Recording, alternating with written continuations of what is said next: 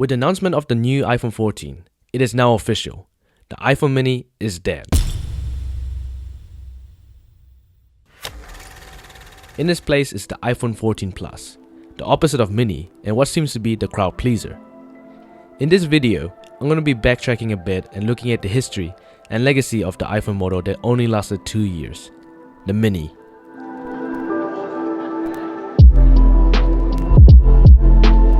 With 2020 rolling around and with the iPhone 11's release, people started to speculate what the iPhone 12 lineup would look like.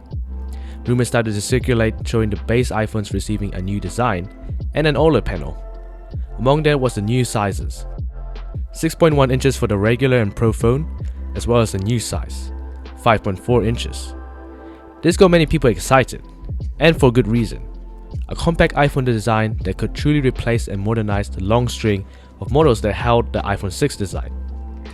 I was very excited. Having an iPhone 7 at the time, I loved the idea of having a phone that felt as comfortable as the 7, but with a much modern and sophisticated design that eliminated the top and bottom bezels. When the 12 series was released, the mini received heaps of attention from reviewers. It stood out from the rest of the other iPhones that had gotten so much bigger over the last couple years. It was special.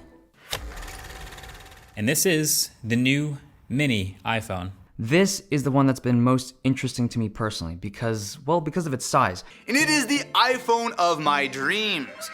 I love the iPhone 12 mini. There had never been a phone like the mini, a tiny compact flagship phone with the exact same chip and capabilities as its bigger brother, the 12, and to most extents the Pro as well. It had the same cameras, the same OLED panel, and the exact same design as the 12. It was truly a powerful phone shrunken into a smaller body.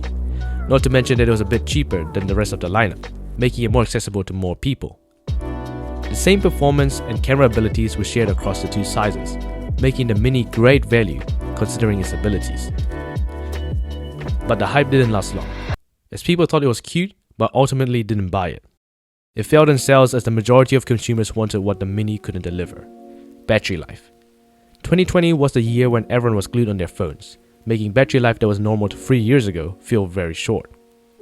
Not to mention that 5G was also introduced with this generation of iPhones, which also happened to drain batteries really quickly, making the 12 mini a little less attractive.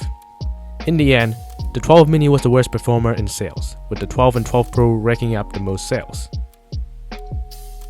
2021 rolls around, and the introduction of the new iPhone 13 mini brings a glimmer of hope to the small phone market. This time, Apple changed the battery design to increase capacity and the max amount of battery life to an extra 1.5 hours. This kept the mini's battery life in line with most smartphones of the day, but yet again, it failed in sales. In a world saturated with huge phones, the mini just couldn't find its footing, and today it has officially died. On Apple's website, they have even stopped selling the 12 mini, even though the regular 12 is still on sale. However, I happen to be one of those people who knew that the iPhone mini line was about to die, but still went out and bought one anyway. With me, I have the iPhone 12 mini, and this is my primary iPhone that I've been using for everything every day. I will make a more detailed video on why I bought the iPhone 12 mini in 2022, so make sure you subscribe so you don't miss that out. But in this video, I'll go over a few different reasons why I chose the iPhone 12 mini in 2022. I chose it for a few different reasons. The first reason is because of its size. As I mentioned before, I had an iPhone 7 around the time the iPhone mini was released, and I loved the idea of having a phone that was as comfortable to hold as the iPhone 7, but with a much modern design that eliminated the top and bottom bezels. When the iPhone mini came out, I knew that this was the size I really wanted to go for. As soon as I switched to the iPhone 12 mini, I immediately liked the design. The design was comfortable and grippy to hold, and it just felt perfect in my hands. I can reach all corners of the display with one thumb, and typing on it feels great. At first, I was debating between whether I should get the 12 mini or the 11 Pro.